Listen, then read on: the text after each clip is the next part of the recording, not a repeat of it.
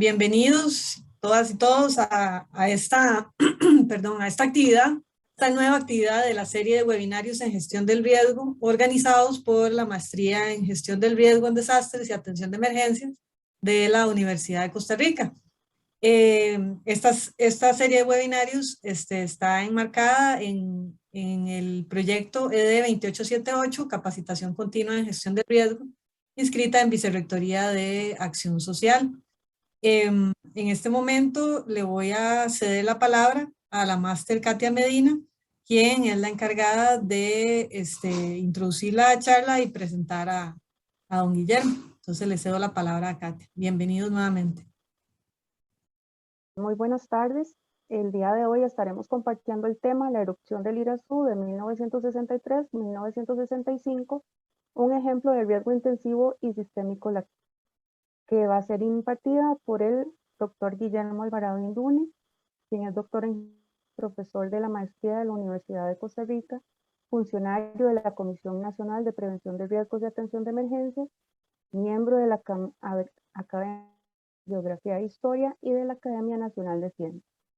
El doctor Alvarado posee 150 publicaciones indexadas y 12 libros.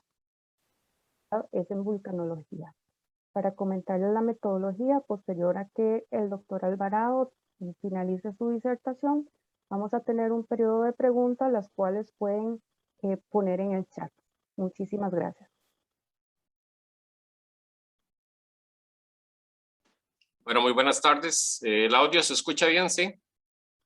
Sí, señor. Perfecto. Sí, señor. Bueno, perfecto. Muy buenas tardes a todos. He visto que hay varios antiguos estudiantes y compañeros, colegas, amigos. Bienvenidos todos en esta tarde. Vamos a hablar sobre la erupción del volcán Irazú. Hoy día se puso en moda la palabra riesgo sistémico. Bueno, entonces vamos a hablar un poquito de eso. Bueno, aunque ya tiene varios años de aparecer la palabra, pero hoy día en el nuevo plan de la Comisión Nacional de Emergencia para los próximos años, pues fue incluido esto dentro del plan. Entonces, vamos a hablar un poco sobre el riesgo sistémico, especialmente enfocado al volcán Irazú en ese sentido. Después vamos a conversar un poco sobre la definición de esto. Pero bueno, si nos vamos acá, como hipótesis de trabajo, pues las condiciones de los eventos físicos de la pasada erupción del Irazú en el año 1963-1965, esos efectos dañadores, y especialmente por la caída de ceniza y por la generación de lahares en este volcán, y la elevada probabilidad de que este evento vuelva a ocurrir, se vuelva a repetir, probablemente o quizás, no sabemos, para finales de este siglo, el siglo XXI o inicios del próximo siglo, en el mismo tiempo, en el mismo territorio, es decir, la gran área metropolitana, particularmente el sector de los diques de Taras, sectores que tienen una vulnerabilidad de prácticamente de todo tipo, todas las vulnerabilidades están expuestas, especialmente en los diques, y ante una exposición socioeconómica muy alta y creciente en este sector, todo ello es la base para un riesgo intensivo y sistémico, que después vamos a ver estas definiciones con un poco más de detalle, y la antesala para la creación de un riesgo de desastre en el sector de los diques.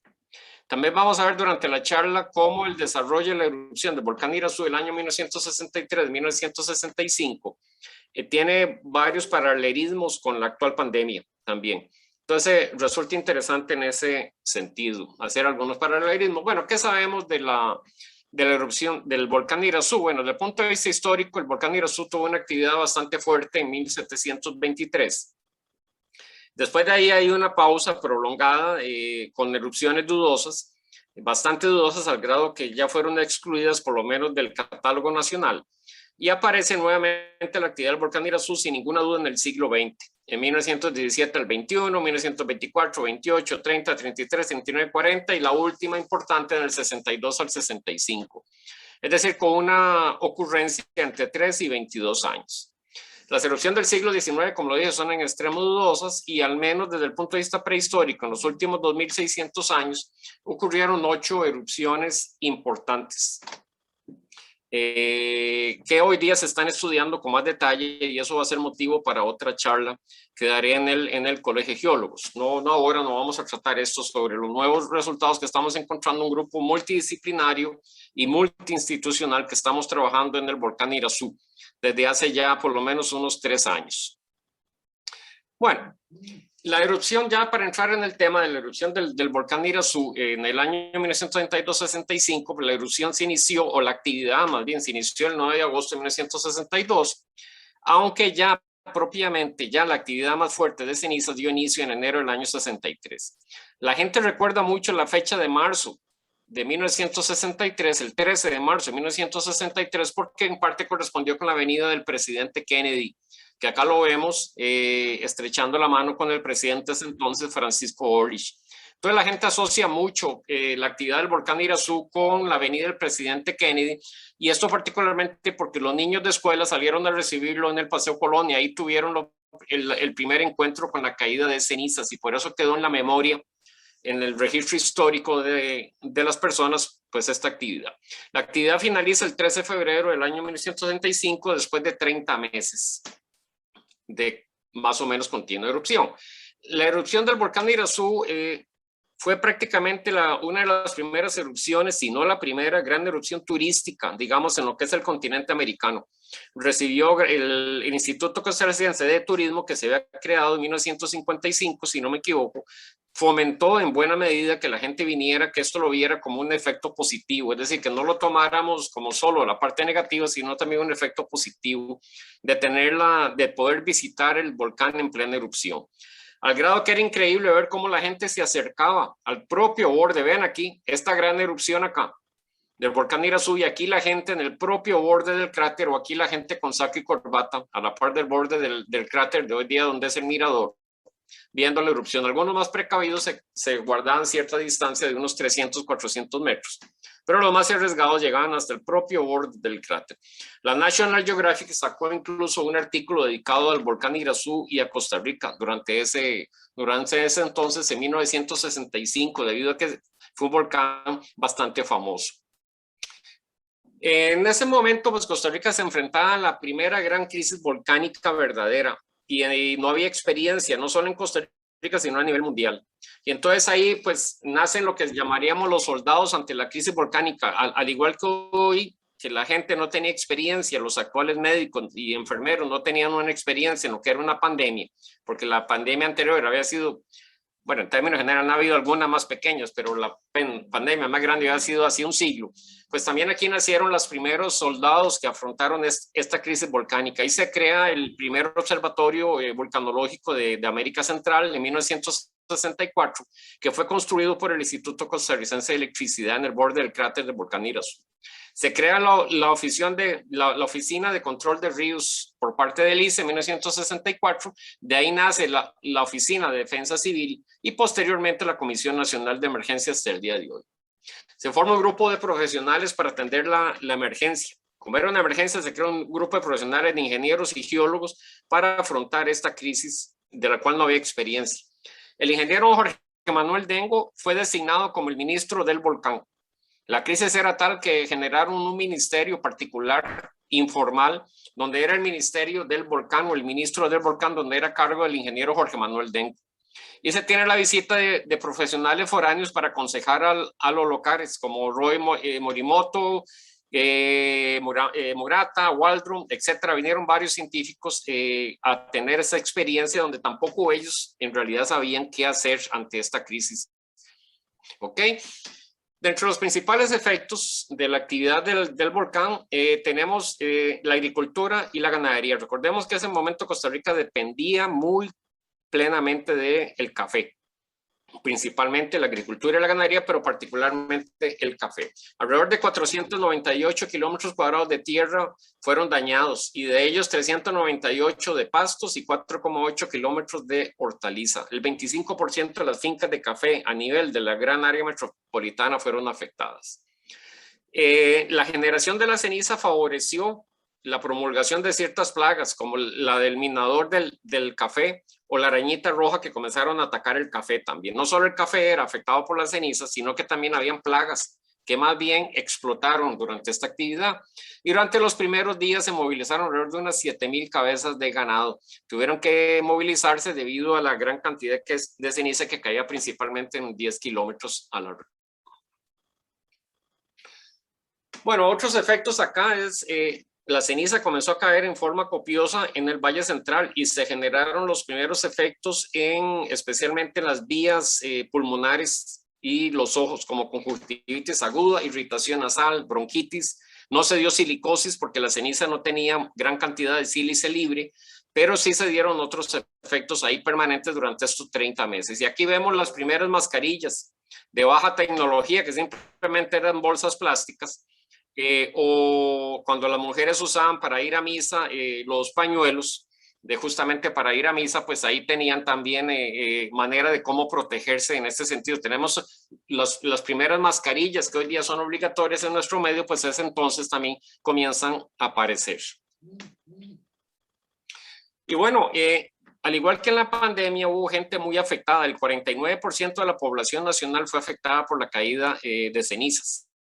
Pero también hubo gente que en Río Revuelto ganancia de pescadores también, al igual que en la pandemia hubo gente que tuvo ciertos aprovechamiento o empoderamiento o nuevas ideas, como la generación de mascarillas de plástico, la venta de mascarillas, otro tipo de productos, vitamina D, por ejemplo, etcétera. Pues también en ese momento se dieron, digamos, lo que eran los implementos para aspirar, lo que son las aspiradoras, las lavadoras de ropa se comenzaron a fomentar más, las secadoras, porque la ropa no se podía poner a secar porque claramente era afectada por la caída de ceniza. Se ponía a secar la ropa al sol y la ceniza ensuciaba nuevamente la ropa. Entonces la dry cleaning, las lavanderías, pues se comenzaron a tener ganancias. Las pastillas Vic, por ejemplo, en todo lo que era la parte de lo que eran ¿cómo se llama? Para las vías acá, ¿ok? Y también hubo anuncios acá en ese sentido, por ejemplo, que no sé, del Instituto Nacional de Seguros, que por favor tengan cuidado con cubrirse el rostro con plásticos, porque simplemente era peligroso que sufriera la persona un ahogo en ese sentido. Por lo menos no tengo ningún caso reportado de personas que murieron por el ahogo de lo de las cenizas, pero bueno, pero hay en este sentido acá. Al igual que en la pandemia, hoy día también comenzó la gente a opinar sobre soluciones ante la tragedia. Hubo de todas las soluciones. Yo al principio creí que esto era leyenda urbana y después me he ido encontrando cada vez más documentos que me han regalado, documentos reales, firmados, originales, sobre los modos de atacar el volcán. Por ejemplo, este es el documento que yo tengo, el original, de una compañía en Texas que envió una carta al presidente de la República para realizar un pozo petrolero. La carta firmada el 10 de agosto de 1964 para liberar la energía del volcán. Justamente estaban recomendando realizar un pozo petrolero para que el volcán liberara la energía. La carta existe, incluso ya la incluí en el último libro que saqué. También se hablaba sobre un túnel para desahogar la energía del volcán. También se tomó en parte la parte religiosa, incluso los suquias y chamanes, nada de esto llegó a funcionar. Bombear agua al cráter del volcán por el Cuerpo de Bomberos de Nueva York fue una recomendación también. Lo que pasa es que salía demasiado caro llevar el agua y por eso no se hizo. Salía demasiado caro. Hacer una sombrilla gigante, poner globos aéreos para que detuvieran las cenizas también con redes, amarrados con redes. Se habló de una bomba atómica también, pero tenían miedo que la bomba fallara y cayera sobre San José, entonces mejor la excluyeron. E incluso el último que me encontré, que tengo el original también, es una recomendación de un químico de poner ciertos químicos que él había encontrado que lograban enfriar, y por lo tanto, como lograban enfriar, podía enfriar el volcán y apagar entonces la actividad. Todo esto son hechos que parecen mentira, y hoy día, si lo comparamos con la pandemia, pues cada uno de nosotros tiene ciertas, que si se usa tal cosa, que lo otro, que usa aquí, que usa allá, que todo este tipo de cosas. Entonces es muy interesante hacer ese palabrerismo. También hubo efectos sobre el sistema de abastecimiento de agua. Vean cómo aquí hay un efecto de cadenas. Empezamos la agricultura, la ganadería, la salud, los efectos sobre el agua potable. El agua comenzó a tener altísima turbiedad, colmatación de los filtros. De 100 litros por segundo, al menos 50 litros por segundo estaban contaminados. Destrucción de la estructura de las tomas de agua. Los desarenadores y cementadores comenzaron a no funcionar debido a la gran cantidad de agua de ceniza que estaba cayendo. debido a la cantidad de ceniza que caía, pues el agua también se utilizaba mucho para el lavado y la limpieza, tanto el lavado de los vehículos, el lavado de las calles, la limpieza personal, el lavado de los techos, y entonces tras que había poca agua potable, el agua estaba escaseando, ¿ok? Y mucha de esa agua era cruda, es decir, tenía ciertos componentes químicos que la clasificaban como cruda, y por eso había que filtrarla también para que fuera de uso consumible. Uno de los primeros efectos y de los cuales vamos a centrarnos más en esta charla es los efectos del lajar o la corriente de barro que destruyó Taras de Cartago la noche del 9 y amanecer del 10 de diciembre de 1963. Murieron alrededor de 20 personas, al parecer no murieron más de, 20, 22, no se tiene el número exacto. El número seguro es 20 personas, no se sabe el número oficial. Aparentemente no murieron más personas porque se dio una alerta debido a la cantidad de lluvia que estaba cayendo y ya había personas que tenían un registro histórico previo y advirtieron de que era mejor abandonar la zona porque se podían crecer los ríos. 250 personas hospitalizadas, 350 casas fueron destruidas y 500 personas quedaron sin casa. En ese sentido es un riesgo intensivo, es decir, hay más de 300 casas afectadas y cerca de más de 20 personas también muertas en ese sentido. Entonces fue un riesgo intensivo, es decir, fue un proceso intensivo. Acá vemos los efectos de los lajares, acá en lo que es Taras, se simula mucho lo que era Armero, en lo que es Colombia, ¿no? Hoy día acá tenemos lo que es Taras, aquí las principales rutas fueron cortadas, interrumpidas, y la fábrica de pinturas Cativo y de fertilizantes, es entonces Cativo, que fue destruida y es uno de los pocos lugares que hoy día quedan en pie. Bueno, en pie destruido, ¿no? Acá tenemos el abanico, de lo que es el abanico reventado, con las principales vías ya un poco establecidas acá, pero vemos el abanico reventado donde generó y destruyó toda esta gran cantidad de casas de habitación en lo que es Taras de Cartago. Y aquí los efectos que generaron estas corrientes de barro o lajares. Bueno, la cuenca del reventado tiene alrededor de unos 47 kilómetros cuadrados y ahí llueve variable en el año, pero principalmente llueve con gran cantidad de lluvia en el mes de octubre, aunque algunos meses de noviembre y diciembre también son importantes en la cantidad de lluvia. A raíz de esta catástrofe, se generó la ley 3459 del 26 de noviembre de 1964 que se declara reserva nacional los terrenos dentro de una zona de 1 kilómetro de ancho a cada margen del río Reventado desde su nacimiento hasta el punto que comunica con las poblaciones de Tejar con Tobosi en el cantón del Guarco. Es decir, es una zona protectora total a 1 kilómetro a ambos lados del río. Después vamos a ver que esta zona protectora se incumplió, se violó, se comenzó a colonizar. Después vamos a tratar esto. Y un decreto ejecutivo del MOP y del Ministerio de Vivienda ratifica esta restricción acá de lo que es la zona a 1 kilómetro a ambos lados del río Reventado. Desde el punto de vista histórico, el río Reventado ha tenido eventos desde 1723, 1724, 1861, 1891, 1928, 1951 y 1963, eventos importantes, grandes que han destruido la misma región una y otra vez, como hoy día también lo hemos visto en lo que es Turrialba o como lo vemos año con año lo que es Parrita, el sector de Parrita, digamos. Estos eventos tenían un periodo de recurrencia de 24 años más o menos 12. Si se toma de 1861. Ese periodo de recurrencia se venció en el 2012.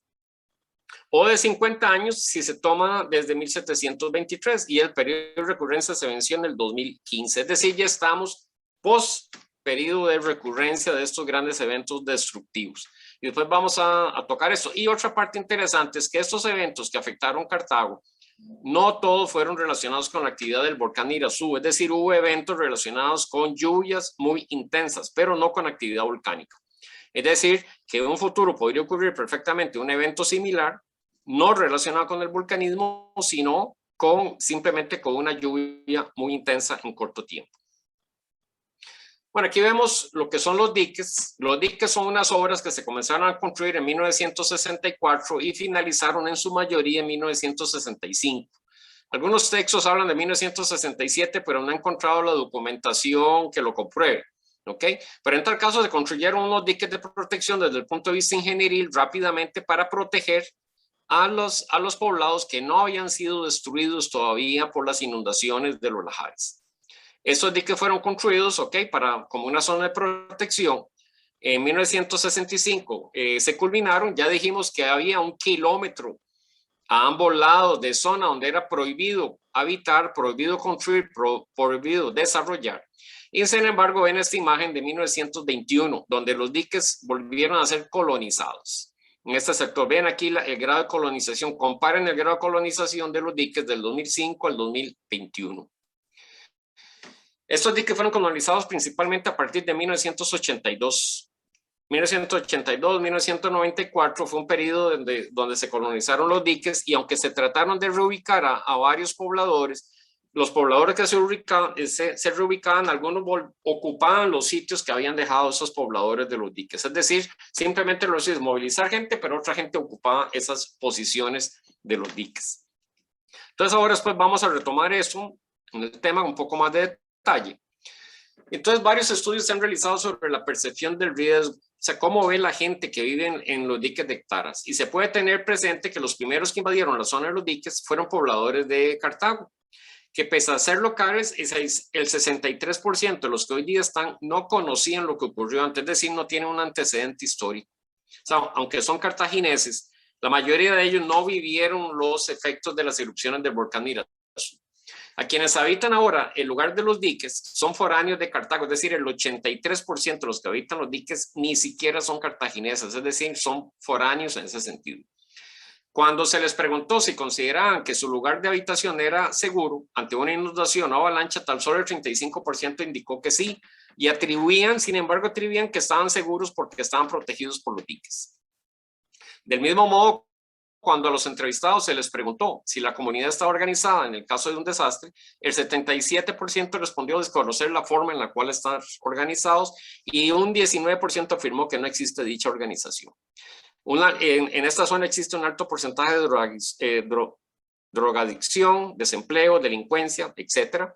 Y los colonos viven ahí en condiciones socioeconómicas muy difíciles que influyen en que sus prioridades sean otras y no preocuparse por la vida ante un evento que ni siquiera han visto ocurrir como es la erupción del volcán Irazú o una catástrofe de lo que es Taras. Tienen una baja escolaridad, lo cual dificulta también llegarles, ¿ok? Poca memoria histórica de los eventos que ocurrieron. Y hoy día vemos que el volcán Irazú ya va a casi a cumplir 60 años de la última actividad y por lo tanto mucha de la gente ni siquiera es algo que les han contado, pero nada más. Bueno, Sergio Mora realizó una primera estimación de las pérdidas económicas de ese sector de las personas afectadas ante un evento pequeño, grande o ¿cómo se llama? Pequeño, grande, mediano. En ese entonces, en el año 1993, hoy día claramente esas condiciones cambiaron y hay un estudio en proceso desde hace un par de años que trata de una actualización de esto. Y entonces va a ser muy interesante pues, la comparación y ver ahora hoy día cómo está Pero en tal caso, las pérdidas económicas, 100 personas se estima, es bastante importante. De personas afectadas, incluso de posibles muertes, en el momento que vuelva a ocurrir un evento similar del año 1963, o cualquiera de los que ocurrieron entre el año 1963 y 1965, que fueron alrededor de por lo menos 40 avenidas de lajares en ese sector. Bueno, como dijimos, es un sector con una vulnerabilidad natural, física y ambiental elevada. Ahí están todos los ejemplos de estudio. Una vulnerabilidad física porque hay emplazamientos urbanos en la zona de riesgo. Una vulnerabilidad económica debido a la pobreza y a la exclusión económica. Una vulnerabilidad educativa porque el 46% de la población tiene analfabetismo, son analfabetas. Vean que es un porcentaje extremadamente alto. El analfabetismo a nivel nacional anda de un 2-3% hoy día. Y vean que ahí tenemos un 46%. La vulnerabilidad social es una ausencia, que es la ausencia de cohesión y estructura social sólida para dar una respuesta efectiva. Existe una vulnerabilidad social grande. Y una vulnerabilidad ambiental también, hay contaminación, hay focos de infección, etc. Es decir, tenemos toda la antesala armada en ese sector de los diques, desgraciadamente. Si volvemos acá al trabajo de Sebastián Granados, acá que hizo un modelaje de los hidráulicos, los diques con las mismas condiciones del 9 de diciembre de 1963, pero con la topografía actual. O sea, fue una actualización. Puso el mismo evento con la topografía actual en esta publicación que hicimos en el 2020. Y entonces vemos aquí una máxima inundación, pero vemos que todo este sector de los diques va a ser afectado con una profundidad de agua entre medio metro y casi 10 metros de profundidad de inundación de la jarra. Todo este sector. Y van a haber sectores de los diques que hoy día son vulnerables porque fueron rotos por carreteras y por el uso de las personas que comenzaron a utilizar los materiales de construcción de los diques, que son de protección, lo comenzaron a utilizar para sus propias casas. Y entonces vemos que hay sectores vulnerables donde los diques pueden desbordarse, donde los diques no van a funcionar como barreras de protección y se pueden desbordar y claramente afectar a estos poblados acá, con una cierta cantidad de casas y de personas en ese sentido. Entonces vean acá perfectamente todo este sector acá de los diques hoy día. Compárenlo con esta imagen. Vean aquí la cantidad de casas y de personas que van a ser afectadas si ocurriera un evento igual al que ocurrió en 1963, relacionado así con actividad volcánica y una lluvia torrencial a lo largo de varias horas. En síntesis, las pérdidas económicas de la erupción del Irazú, hay diferentes versiones entre 55 y 150 millones de dólares en pérdidas, 100 kilómetros totalmente destruidos, 300 kilómetros seriamente afectados, 2.600 kilómetros ligeramente afectadas, varios años de recuperación económica que no se tiene una idea de cuánto el país perdió, 22 personas fallecidas, 2 el 2 de abril por bombas volcánicas y unas 20 en diciembre de 1963 por los lahares. Se dieron las bases para el desarrollo de la geología, incluyendo la sismología y la vulcanología, eso sí. Varios sectores fueron afectados, como la línea de ferrocarril, que en ese entonces estaba activo. ¿Cuál es la situación que hoy día tenemos? Bueno, y se van a cumplir prácticamente 6 décadas de que el volcán entró a dormir el volcán Irazú. Aunque hay alrededor de 11 informes y publicaciones sobre peligros volcánicos y se conocen los efectos, pero poco se ha implementado en lo que es la gestión del riesgo y planificación territorial, que es lo que vamos a hablar ahora. La población, infraestructura e industria es significativamente mayor y mucho más compleja hoy día, con tecnología de computadoras y lo que sea, que es lo más moderno, pero también mucho más vulnerable a los efectos de cortocircuitos y de la caída de cenizas. Se tienen los equipos, eso sí, equipos y personal adecuado en la vigilancia volcánica, en las diferentes entidades, pero tenemos un problema con lo que es la gestión del riesgo en el sector de los diques, porque es un sector altamente complicado. Después vamos a ver esto.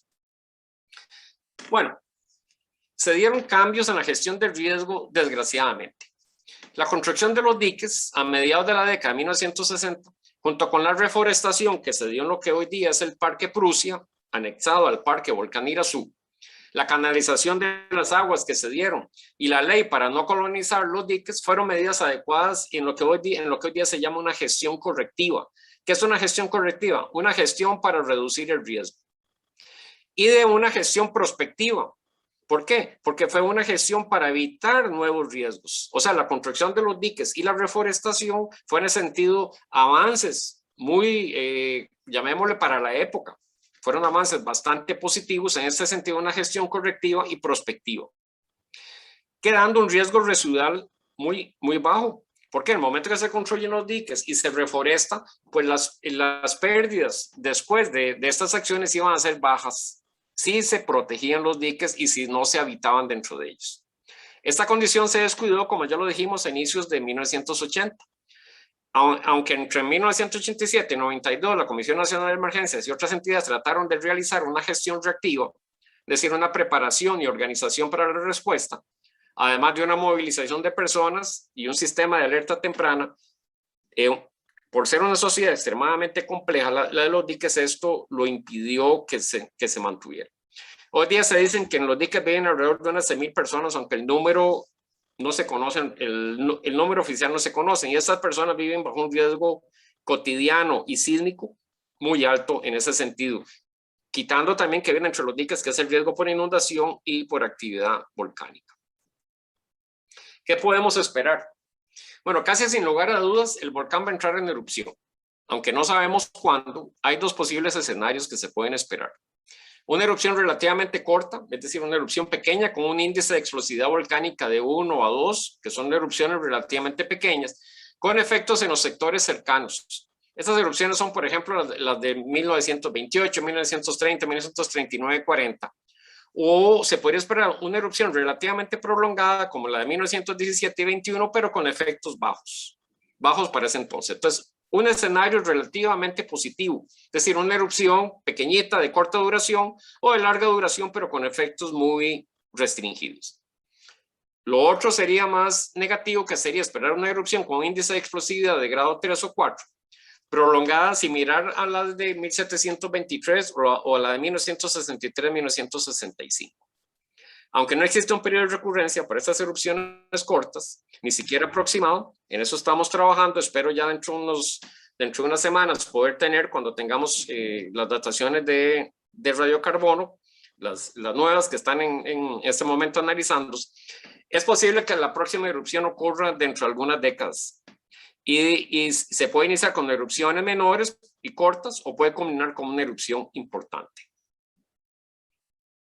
¿Estamos preparados? La erupción quizás de señales de aviso. En ese sentido, pues probablemente los volcanólogos se van a dar cuenta de que algo se aproxima. El Parque Nacional del Volcán de Irazú fue importante para mitigar los efectos cercanos, pero es en un radio de 2 kilómetros apenas. Es un efecto buffer de protección en los 2 kilómetros, lo cual es muy bueno, pero aún así queda restringido. El Valle Central va a estar vulnerable ante los efectos de la ceniza sobre la salud y la industria. Computadoras, aire acondicionado, el tráfico terrestre, el aéreo, probablemente van a ser cerrado el tráfico aéreo con los problemas para el turismo. El agua potable puede verse afectada, la agricultura claramente y la ganadería. Recordemos que el 80% del sector de Oriamuno o del norte de Cartago, de Tierra Blanca, Oriamuno, el 80% es la hortaliza de Costa Rica. El 80% de las hortalizas en Costa Rica vienen del norte de Cartago, en el flanco sur del volcán de Irazú. Y el aeropuerto de Liberia, que puede funcionar como un aeropuerto alterno, es un aeropuerto pequeño, no se compara con el aeropuerto Juan Santamaría, es decir, no es una alternativa B completa, es una alternativa eventual, pero no puede suplir, y ya lo vimos con el caso del volcán Turrialba, no puede suplir el tráfico aéreo que tiene Costa Rica por el turismo, en el caso que se utilice el aeropuerto internacional de Liberia. Bueno, entonces empecemos al riesgo intensivo. Bueno, el riesgo intensivo o riesgo de desastre intensivo se utiliza para describir un riesgo asociado a eventos o desastres de alta gravedad o intensidad, de frecuencia media o baja, principalmente asociados con peligro mayores, donde pueden haber pérdidas en vidas humanas más de 25 o en viviendas más de 300 viviendas destruidas. Suelen ser características de zonas densamente pobladas, es decir, urbanas, que no solo están expuestas a amenazas importantes, sino también presentan altos niveles de vulnerabilidad, muchas veces relacionados con la pobreza. En el riesgo intensivo o riesgo de desastre intensivo, claramente coinciden los diques de Taras. Sin ninguna duda, las poblaciones de los diques de Taras. El riesgo intensivo es mayor en el sector entre los diques a ambos lados de los ríos del reventado, debido a la concentración cada vez mayor de personas activas y vulnerables, es decir, viviendas en áreas de amenaza, donde el desastre está condicionado a esa vulnerabilidad que hablamos, física, económica, social, organizacional, educativa, subyacentes como lo son la pobreza y la desigualdad. A menos que se tomen medidas fuertes, drásticas, para tratar de minimizar estos efectos, vamos a tener una catástrofe anunciada en el sector de los diques tarde o temprano, desgraciadamente en este sentido. El riesgo sistémico que hablamos, el riesgo sistémico es aquel riesgo que se genera una cadena de eventos, de efectos e impactos en forma de cadena que afectan el mercado y que prácticamente no se sabe ni por dónde va a terminar ni cómo va a terminar en ese sentido. Es decir, es un efecto dominó. Y entonces, aunque hoy día se habla del riesgo sistémico, que todo el mundo está hablando del riesgo sistémico y todo, la pregunta yo me hago, ¿cómo podemos hacer para dominarlo en un país que todavía tiene otras preocupaciones económicas? Que llegar y prepararse ante un evento de una erupción del volcán Irazú que no sabemos si va a ocurrir dentro de 10, 20, 50 o 100 años, cuando hay otras prioridades económicas como de pobreza, de infraestructura, de salud, de otros aspectos ahí de educación. Entonces hay que priorizar, desgraciadamente. Entonces, aunque se habla de la palabra riesgo sistémico, no veo cómo manejar un riesgo que se encadena, que ni siquiera sabemos cómo va a terminar, como justamente pasó con la pandemia hoy día. ¿Ok? Entonces, hay algo claro. Una erupción del volcán Irazú tarde o temprano se va a presentar. Y aquí existe certidumbre. Lo que no sabemos es cuándo va a ocurrir. Y aquí es donde viene la incertidumbre, justamente. Ya vimos todos los efectos que puede tener sobre la ganadería, agricultura, turismo, cancelación de vuelos y claramente los efectos en la región de Taras y sobre la salud. ¿Ok? En ese sentido. Y van a también haber otros factores importantes. En el momento que Taras sea afectado por una inundación o se dé una alerta de que puede venir algo grande, estas personas hay que movilizarlas. Y son alrededor de 6,000 personas, 5,000, 3,000 personas. Son números, hablamos de números de miles. Y si el sector es verdaderamente afectado a estas personas, hay que reubicarlas en un sector.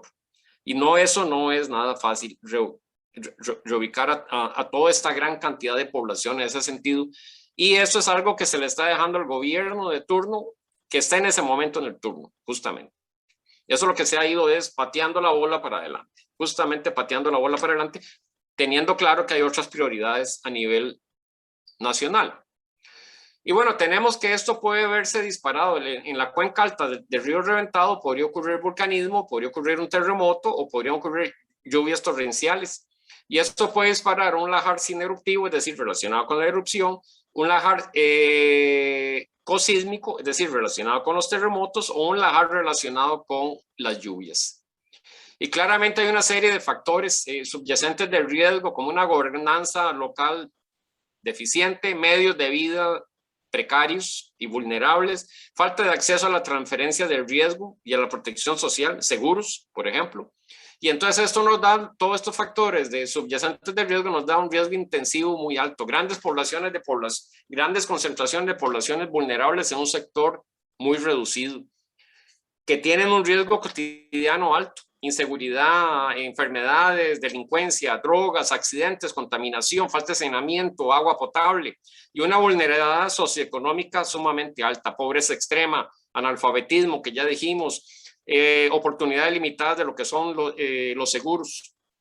Todo esto nos va a llevar a un impacto del desastre, es decir, un elevado índice de mortandad y de pérdidas económicas, daños a viviendas, carreteras y puentes. Consecuencias de esto va a ser un impacto a largo plazo con ingresos, consumo, el bienestar e igualdad de estas personas.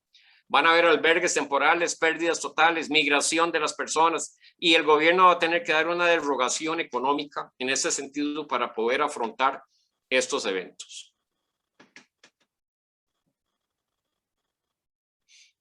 Posibles soluciones no son fáciles, en lo más mínimo. El riesgo latente demanda un adecuado conocimiento del espacio y sobre todo requiere realizar actividades concretas que eviten el aumento de nuevos elementos que vayan a sumar a los desastres, denominados por algunos investigadores como la gestión prospectiva del riesgo de desastre. Estas son palabras bonitas, pero aplicarlas no es nada sencillo. Cuando el Irazú vuelva a entrar en erupción con la caída importante de cenizas en la cuenca superior del Reventado, el problema se disparará y el gobierno de turno deberá afrontar esta situación heredada. Claramente lo primero será instalar un sistema de alerta temprana y comenzar con la reubicación de las personas en la parte baja del valle de inundación del Reventado. Se requerirá de un enorme esfuerzo para alcanzar una verdadera gobernanza del riesgo, es decir, donde la totalidad de los actores, procesos y mecanismos relacionados con cómo se recopila, analiza y comunica la información relevante del riesgo y cómo se toman las decisiones de la gestión. Sin lugar a dudas, recomiendo, importante, es lo que podemos hacer, digamos, por lo menos en nuestro medio, realizar varias tesis de maestría en la gestión de riesgo y atención de emergencias, llámese Universidad de Costa Rica, Universidad Central o Universidad de Santa Paula, con contribuciones de las geociencias y las ciencias sociales en forma multidisciplinaria, donde se actualicen los planes de emergencia y se analicen un análisis del riesgo sistémico, pero principalmente ver cómo lo podemos afrontar con soluciones viables, con soluciones alcanzables dentro de nuestro medio y dentro de teniendo en cuenta que es una sociedad de 6,000 personas, complicada, socioeconómicamente complicada. Bueno, recientemente, ya vamos a terminar, se dio la iniciativa de construir el Parque Metropolitano Los Diques con una inversión de 2,000 millones de colones, incluidos en el presupuesto del 2020 del Ministerio de Vivienda y Asentamientos Humanos, en articulación con otras instituciones del gobierno y la Municipalidad de Cartago, con un convenio de cooperación institucional que fue firmado el 3 de abril del 2021. 2,000 millones suena mucho, pero es una cifra que suena elevada, ¿no? Pero sin embargo, sería el equivalente a unas 40 casas de habitación de unos 50 millones cada una o unas 100 casas de unos 20 millones cada una. En realidad es un parque que pretende darle una nueva vida a los sectores que no han sido colonizados. En ese sentido, claramente en el caso de un evento importante va a ser seriamente afectado. Eso no hay duda de ello. Ok. El diseño del parque propone una zonificación para viabilidad peatonal, ciclovías, circulación vehicular controlada, estacionamiento y calles para función operaria. Para puntos de encuentro se habilitarán explanadas, senderos, puentes, aéreos, recreo familiar, como parques infantiles, servicios sanitarios, etcétera. Iluminación de tecnología limpia. Asimismo, se pretende establecer un programa de agricultura orgánica para construir una planta de tratamiento de aguas servidas que permita limpiar un porcentaje de las aguas que actualmente escurren desde las viviendas a las paredes del dique y sus bordes. Con la creación del Parque Metropolitano, la municipalidad establece que se beneficiarán alrededor de unas 5,000 personas. Esos son los números que han establecido ellos. En este sentido. Eso sí, se debe velar el no crear un nuevo polo de desarrollo alrededor de este parque. Es decir, que el parque no fomente más las poblaciones de personas. O sea, que se establezcan nuevas comunidades en zonas de peligro, por los que las personas, al hacer este parque, claramente los terrenos van a subir de precio, y al subir de precio, pues las personas podrán querer establecerse en los sectores aledaños porque va a ser un sector bastante bonito. Además, se aumentará la falsa sensación de seguridad para los precarios intradiques ya establecidos. Y uno de los problemas es que en realidad, aunque el Parque Metropolitano funciona como un buffer, como un contenedor del desarrollo urbano entre los diques, lo cual eso es bueno, eso es positivo, no se está atacando el problema en la raíz de fondo de las casas que ya están dentro de los diques. Pero en realidad es un problema que no veo solución fácil de tratar. ¿Ok? La idea de este parque metropolitano, al fin y al cabo, es una gestión prospectiva que aborde la construcción de nuevas viviendas. En este sentido, es una gestión prospectiva, pero claramente puede fomentar otras cosas que no estamos visualizando hoy día. Bueno, el sistema de alerta temprana, sin lugar a duda, tiene que establecerse. Para mí es fundamental, aunque ya se hicieron algunos intentos en el 1999 al 2002, que se dio un proyecto para el reforzamiento de la estructura de alerta temprana con la cooperación alemana GTZ, y en el 2001-2002 la Comisión de Emergencia instaló algunos sistemas de alerta temprana. Hoy día prácticamente no están operando otra vez. Es decir, se dejaron ahí a la libre. Ya vimos que uno de los problemas es que las crecidas en taras no necesariamente tienen que estar relacionadas con la actividad volcánica, pueden ser con lluvias intensas. Es decir, podría ocurrir un evento adverso, no relacionado con vulcanismo, sino meramente relacionado con la parte de los diques. Y en eso de los diques ya vimos que hay alrededor de unas 5,600, 6,000 personas habitando, alrededor de unos 13 precarios. El sistema de alerta temprana, se quiera o no, es uno de los elementos que habrá que activarse para evitar las pérdidas humanas, no para evitar la destrucción, en ese sentido. Otros aspectos que son muy caros, pero yo creo que no queda más la recomendación para evitar pérdidas humanas también, son los disipadores de energía. Es decir, barreras múltiples para disipar el frenado de los detritos, la protección contra la destrucción de pasos de agua, protección contra el socavado y la erosión. Estas son obras bastante caras. En algunos países como Perú, establecen algunos disipadores de energía utilizando árboles de eucalipto, es decir, de bajo costo, amarrados con cadenas y con alambres, para por lo menos detener los grandes bloques durante las crecidas. Obviamente esos sistemas con alambrados o con construcción de concretos reforzados son mucho más caros, o como las famosas presas agua que utilizan en Japón, que son de costos elevadísimos, ¿ok?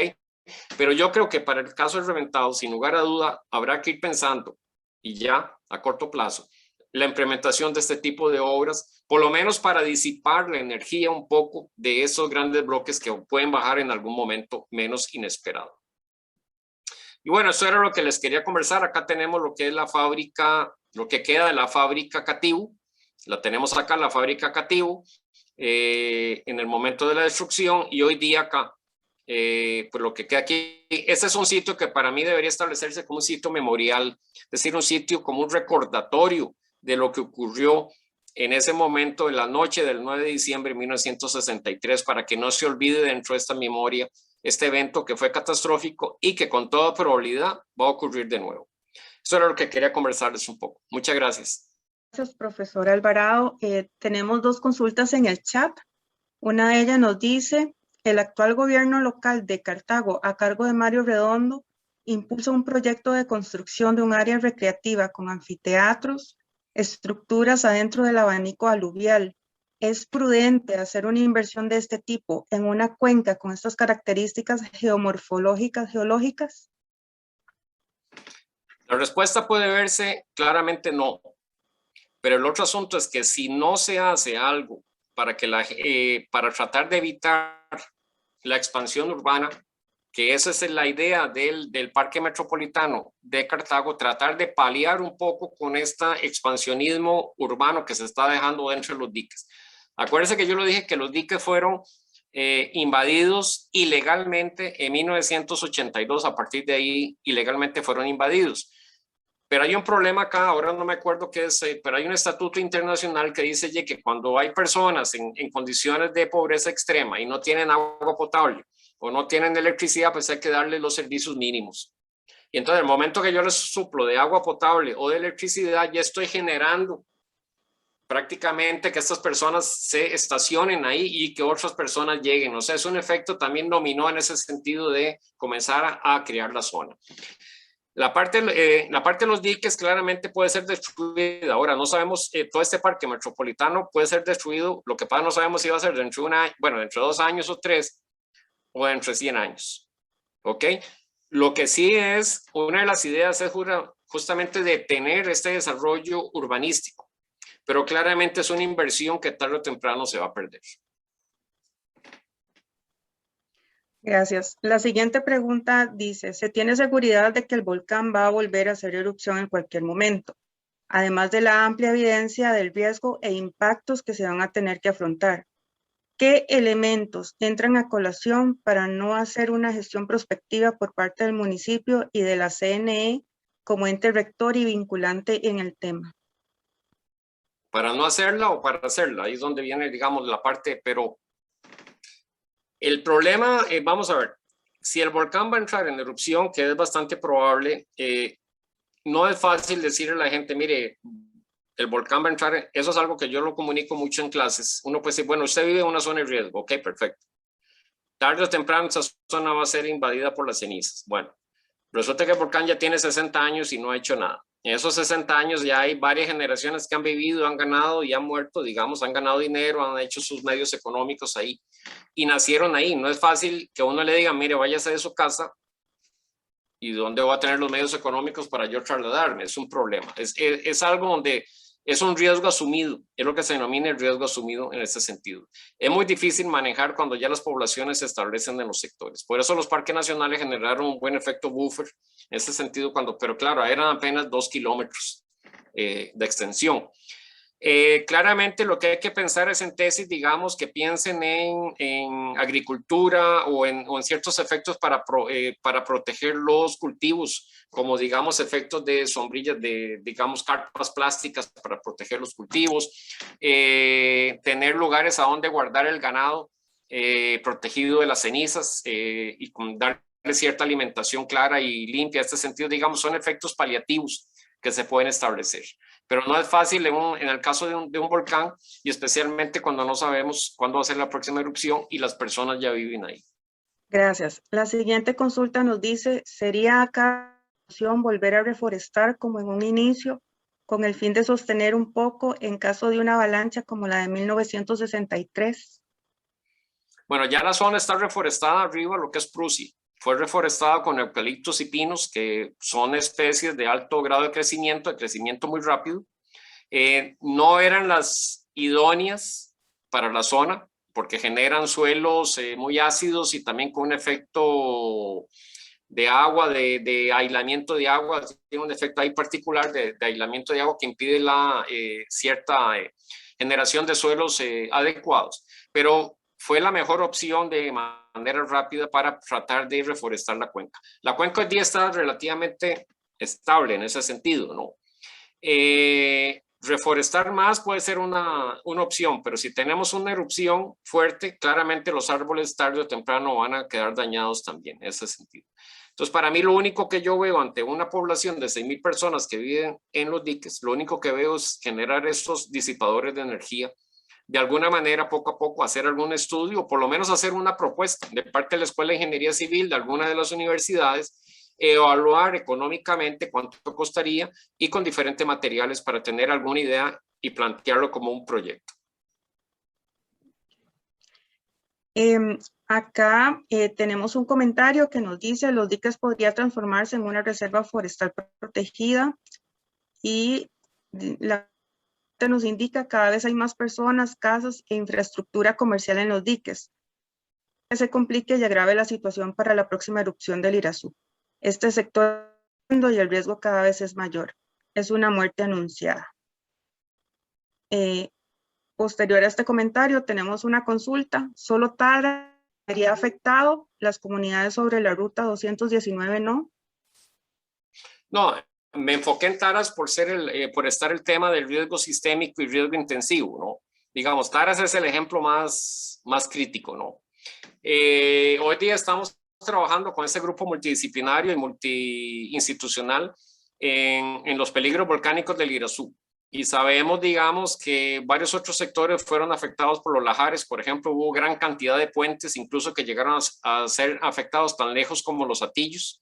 Tengo los documentos, don Jorge Manuel Dengo me regaló el mapa original de campo con los puentes afectados, y ese mapa lo tengo yo y fue muy útil porque no existe la publicación, o sea, nunca salió la publicación de los puentes afectados, y sobre ese mapa nos estamos basando hoy día para hacer nuevos enfoques de lo que es la gestión del riesgo y lo que es el peligro. Se está trabajando en ello, pero claramente van a haber otros sectores afectados, pero desde el punto de vista de población, como un ejemplo de riesgo latente, intensivo y sistémico que se va a generar en un futuro, pues traje el caso de Taras. Muy bien. Y la última consulta que tenemos en el chat dice: la zona de riesgo no sería únicamente Taras, sino la Lima y baja hasta Tejar, pero también es un riesgo el centro de Cartago. Prácticamente la destrucción sería aún mayor. Sí, sí.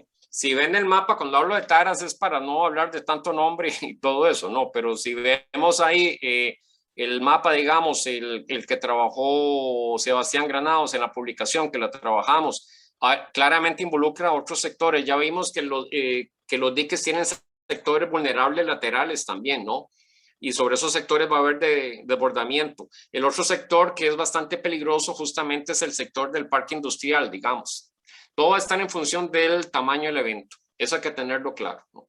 Si el evento es pequeño, pues va a pasar relativamente desapercibido. Si el evento es muy grande, tipo 63-65 de la noche 9 de noviembre, ya se tiene una idea con este modelaje hidráulico de cuáles van a ser los sectores más afectados. Pero si el evento todavía fuera mucho más grande, o si tenemos un evento 63 del 9, tipo 963, y después viene otro posterior similar que se sobrepone, pues claramente ya va a estar colmatando la cuenca y los efectos van a ser mayores. Bien, tenemos otra pregunta por acá. Es conocido también que existe gran inestabilidad en las laderas del macizo del Irazú.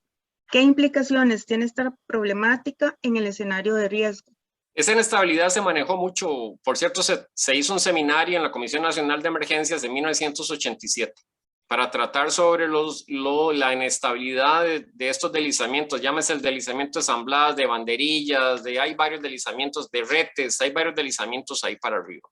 Algunos de ellos son tratados como tajos porque explotan el material. Estos deslizamientos en ese momento se trataron como la probabilidad que pudieran taponear el río reventado y generar una crecida.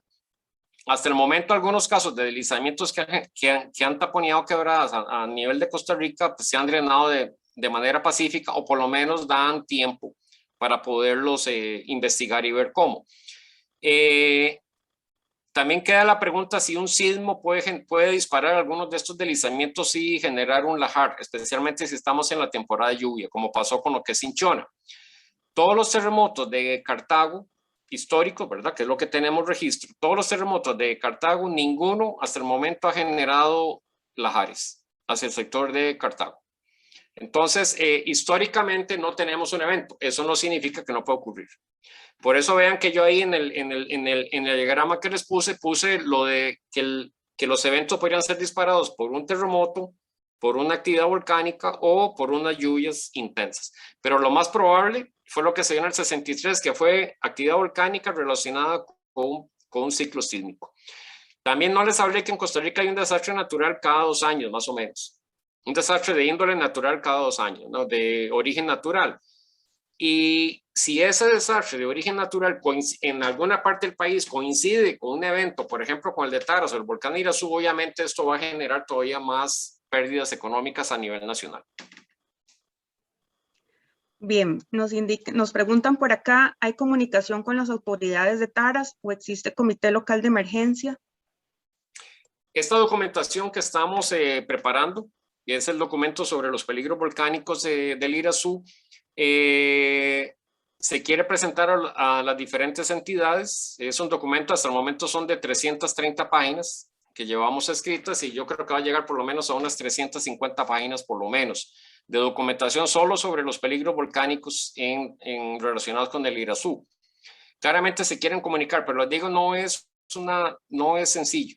Sin embargo, sí se quiere llegar a la Municipalidad de Cartago en ese sentido para plantear algunas opciones, pero hasta el momento no veo simples las opciones. Ese es el problema mayor que hay. O sea, si alguien tiene una idea de una opción, de ahí, bienvenida, porque no veo cómo paliar con 6,000 personas de bajos recursos, poderlos reubicar. Ese sentido. Y no es fácil, ¿no?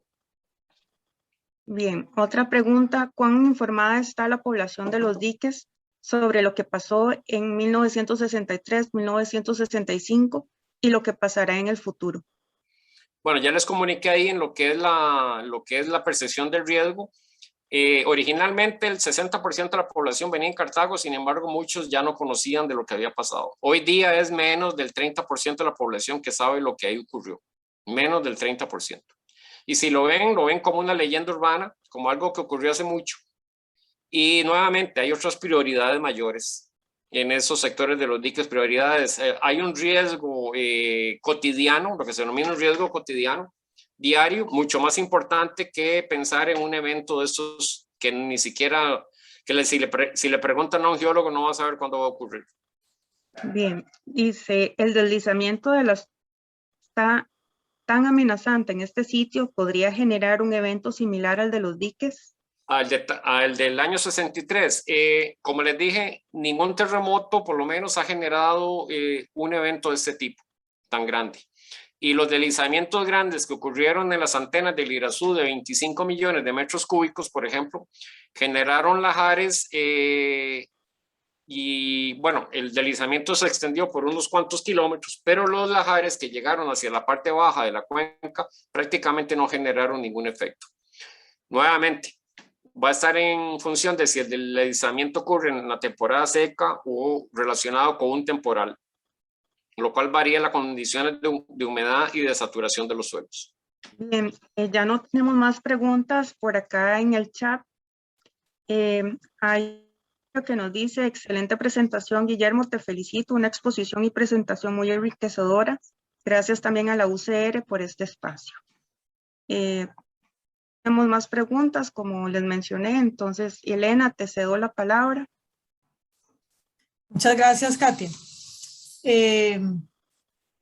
Como no hay más preguntas, entonces daríamos por finalizada la actividad de la tarde de hoy, sin antes agradecer a todo el público que se conectó a la actividad, pero especialmente al doctor Alvarado por su tiempo y por esta charla tan interesante y tan tan completa. Bueno, muy buenas tardes a todos. Muchas gracias a la universidad y al posgrado y que tengan una linda tarde todos. Gracias, Guillermo.